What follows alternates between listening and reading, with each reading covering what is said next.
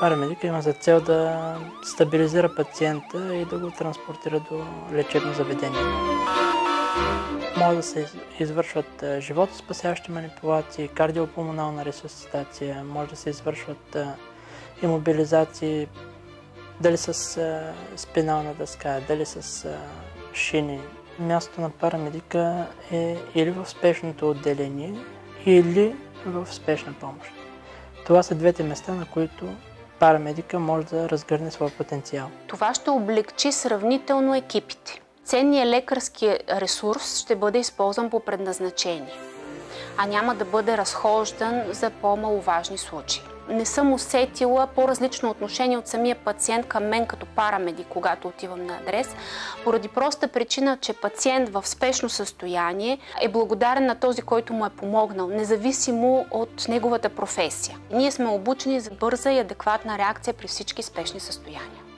Заради остарели образователни и здравни закони, парамедиците трудно намират място в спешната помощ, въпреки отличната подготовка и недостиг на кадри. А малкото работещи се чувстват несигурни, защото няма разписани правила докъде се простират правомощията им. Обдишване, превръзки фиксиращи, хващане на венозен път, поставяне на инжекции. Като доброволец съм добре дошла, защото реално имат нужда от мен.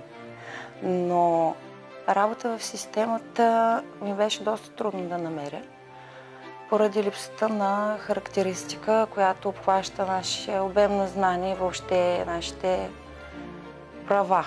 На тях по-скоро не им е ясно какво можем ние да правим и докъде, независимо дали в работа в екип или самостоятелно.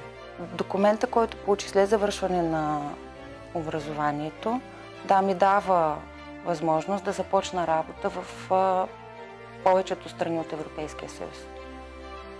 И това е една от причините повече от колегите, които са завършили, да емигрират.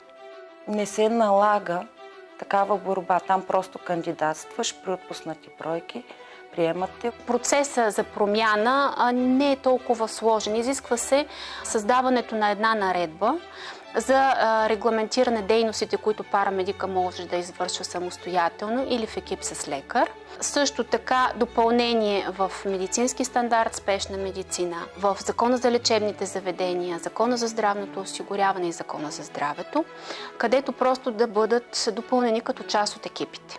Това ще унифицира и качеството на обучение навсякъде в страната. Ние вече сме се обединили, уточнили сме основните проблеми, които стоят пред нашето съсловие. Те са на национално ниво. Следващата ни стъпка е точно тази легитимация и връзка с самите държавни институции и да подпомогнем процес с нашата експертиза, нещата да се случат просто по-бързо и по правилния начин.